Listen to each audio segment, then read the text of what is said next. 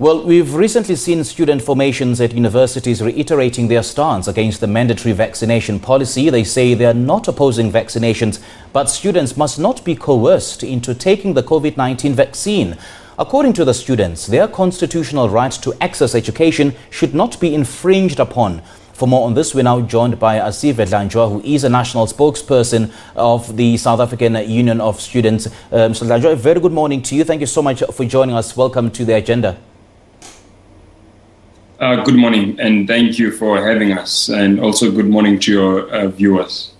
First of all, I want you to react to the ongoing impasse between the University of South Africa management and its workers. We have heard, we were in conversation earlier on with Nehau apologizing for the disruption of the graduation ceremony that was, planned to take place yesterday. And Nehau saying that the graduation, the fact that students are graduation is because of the work of university workers. Would you accept such an apology? I think I must start by saying that the situation in UNISA is very dire. We have also met with the VC there a few weeks ago, and we think we're in engagements with the department, and we think it is a point where we need to relook in fact, as to ascertain the level of stability and to the extent to which are we able to carry on to run that institution like that, because this is just one issue, the one of the South. There's been many countless issues there. So we can accept this apology from the workers. By the way, we're a union. We're in alliance with the workers, and we'll always support anything that seeks to bring dignity to the workers. But yet at the same time, we represent students, and we cannot accept anything that is going to seek to jeopardize the futures and the livelihoods of our students. Because when you jeopardize graduation and academics, you are jeopardizing their future, their livelihoods, and their well-being. So these are things that we are concerned about. And we think maybe this is about time that the institution is brought under administration, because I can promise you that this is not the last impasse we are going to have, and that these disruptions are going to carry on to grow, because the challenges at UNISA have now become cancerous. There is a cancer there that must be dealt with, or else we are going to lose the biggest institution in Africa. I can tell you as a matter of fact that that institution is under threat. So when you say there's a cancer at UNISA that must be dealt with, who needs to deal with this cancer? Because at the end of the day, you as the students are affected by whatever is happening at varsity level. It is the Department of Higher Education, because you must understand is that the institution runs on two broad levels. Administratively it must be, three broad levels: academical, administratively, and governance-wise. Administratively and governance-wise, that institution is in absolute tatters, and the lack and the weakness in administration is informed by the weakness in governance, which is having an impact on the academic project of the institution.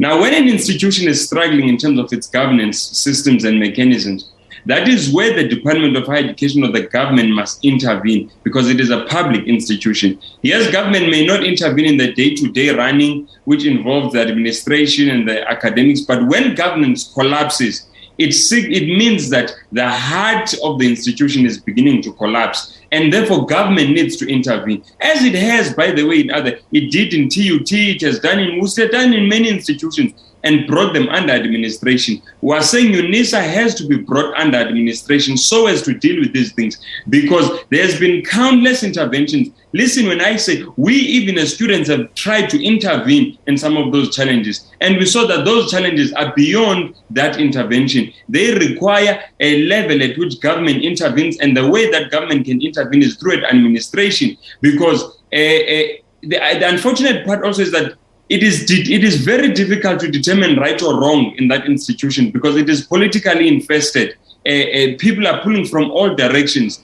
And I can promise you, as we are saying, that unless government intervenes and brings that institution under administration, it is going to collapse. Its collapse is absolutely imminent. Now, Asive, what is the union's stance on the mandatory vaccination policy that's being implemented at some universities? Our stance has not changed. Our stance still remains, is that we support all efforts of government and our institutions to try and fight the pandemic, including that of vaccinating. we have encouraged and we have run many programs with higher health and with institutions to encourage students to vaccinate. But one thing that we are opposed to is that students must be coerced to vaccinate against their constitutional right. Let me give you an example to see that this whole mandatory vaccine, you see Prof. Ramnik was here just before me. He's saying it's not mandatory vaccination. I respect Prof. And Prof has worked tirelessly to fight and to assist the institutions to fight the pandemic. But on this one, he is just saying poems. He's just being poetic. There is no such. You go to those institutions, the headings of those policies it's mandatory vaccinations. There is nothing else that they are called except mandatory vaccinations. They are coercing students to vaccinate. And I was saying to show that it is so ludicrous what is happening. Other institutions have not adopted mandatory vaccinations. Their work is carrying on. Their academic project is carrying on. We are not seeing mass dyings of students. Life is carrying on. But you find other institutions, students are told that they cannot access their right to education. They cannot access campus. They cannot access physical facilities because they have chosen not to vaccinate. Now, if the only way to deal with the pandemic is to vaccinate, why are we where we are as a country? I think we have done relatively well as a country to fight against the pandemic without mandatory vaccinations. Why are other public institutions choosing to curb the rights of other students, and yet the country is moving on normally for the most part? So it is absolutely ludicrous. If indeed it was the only way to fight the pandemic, then all institutions should have seen that the only logical way is to mandate the vaccination. So that is not the case. So we are saying this thing must come to a stop. Students must be allowed to enter campus. And institutions of higher learning, we are going to carry on to maintain this. We believe there are spaces whereby intellectual discourse, engagement, discussions, and debates must ensue using facts and science, not coercion and using draconian measures. Let us engage with these institutions of higher learning. The science abounds that supports the need for mandatory vaccination. Therefore, there is no need for you to coerce when there is science to back because the science is sufficient to back our arguments that people must vaccinate. Therefore, why must the students be coerced? So we are really worried about this attitude from some of the institutions, and we are also hopeful and looking towards some of the cases that I think it's on the 16th of March, if I'm not mistaken, or at the 16th or the 26th, I'm not sure. The Bloemfontein High Court is going to hear the case regarding the Free State for Choice group against the University of the Free State regarding mandatory vaccinations. We look forward to that, and we hope that the courts will see that, in fact, we are able to fight the pandemic without having to curb on the rights of students to be able to access their education. And as a result of that, we've seen some students protesting with the University of Free State and the University of Johannesburg as a case in point against such mandatory vaccinations. Do you support such protests? And will you encourage other universities, students, in different parts of the country under your membership to continue disrupting academic activities? Yes, we support that students must stand against everything that seeks to oppress them and everything and every system that seeks to create impediments between them and accessing their education.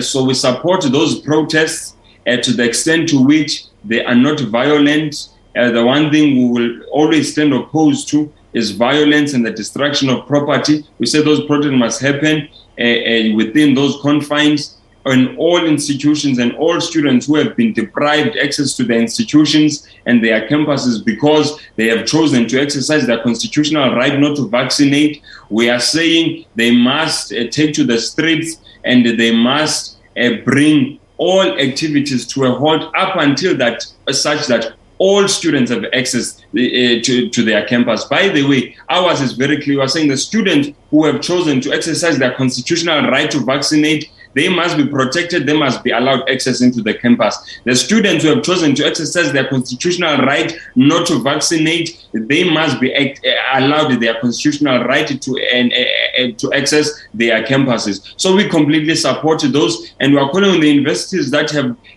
victimized. We had seen it once or twice from the University of the Free State, have victimized our students for standing up for their constitutional right, that they must desist from doing such, lest we also have to put and channel all our energies towards dealing with such victimization of our students. This thing is very clear. We are seeing it in malls, we are seeing it in stadiums, where right now there's varsity cup with rugby. There are many things where we've had tournaments, golf tournaments there. People who are vaccinated are going to watch. People who are not vaccinated. It's a very simple thing, this one. It is not difficult. Life is carrying on between the vaccinated and the unvaccinated. We are not expecting that any basic right should be impeded upon because people have chosen not to vaccinate. It just simply does not make sense. How is it that people can go to a public health care facility, whether they're vaccinated or not, but they cannot go to a public institution? How is it people that they can go to a public school in basic education, whether they're vaccinated or not, but they cannot go to higher education? It just does not make sense. What makes universities so special that if you are not vaccinated, you are going to die? You have the University of the Free State. You've got that gate is about the kilometer or 2 kilometers apart. The gate that must be accessed by people who have chosen not to vaccinate. It is absolutely ludicrous. We should not accept such things like that. Having a gate that says unvaccinated, vaccinated, it is unacceptable. Well, clearly the universities are standing their ground and are not backing down in their position, and the students, on the other hand, are also not backing down in their position of, not promoting mandatory vaccinations. Now that there's this antagonisms between both parties, how better do you think the issue of vaccination should be handled at universities? It is a simple matter. Take, for instance, how government has gone about it. The first thing that needs to be done is that we need to engage and we need to convince our citizens of the need to vaccinate and why it is important for them to vaccinate and how it's going to protect them, their families, and their societies at large. Number one, engagement must be prioritized. The second thing, we need to, whatever systems we assume, we need to say, are they best able to protect and the rights of everyone? And take, for instance, I think it's the University of Fort Hare. The University of Fort Hare says, no, they come with a mandatory policy, with their vaccination policy that says that to access campus, you must be able to vaccinate. But they go on to say, if you have chosen not to vaccinate, you must screen, and your screening is valid for the next 7 days. So what do you have there? You've got a cordial and you've got a reasonable approach that says those that are vaccinated, they don't have to screen, they can just access campus because they're vaccinated. Those that have not vaccinated, they must screen, and their screening will be valid for such a duration. It is simple, it is not difficult. Bob Prof. Ramnik and some of these thuggish vice chancellors, they are pretending as if there is, if you don't force everyone, the university is going to collapse. And we are seeing some institutions, by the way, my leader, they do not even have any form of mandatory vaccination policy in place. They do normal screenings as it happens in malls, as it happens in clinics, as it happens in schools, as it happens everywhere. They just do screening and life carries on. And students are able to access and they are running. And this is maybe the other thing that we need to do.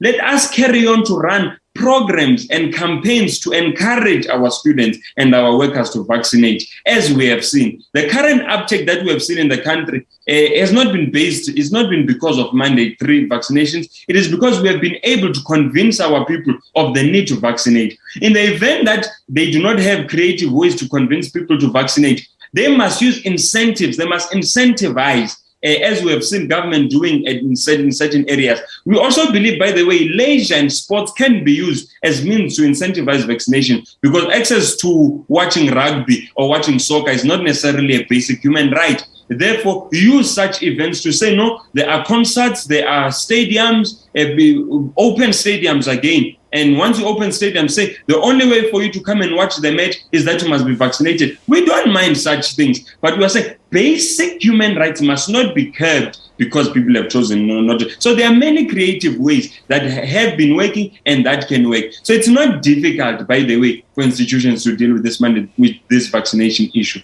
Okay, Asive, great chatting to you. Thank you so much for joining us. Thank you very much, my leader. Thank you.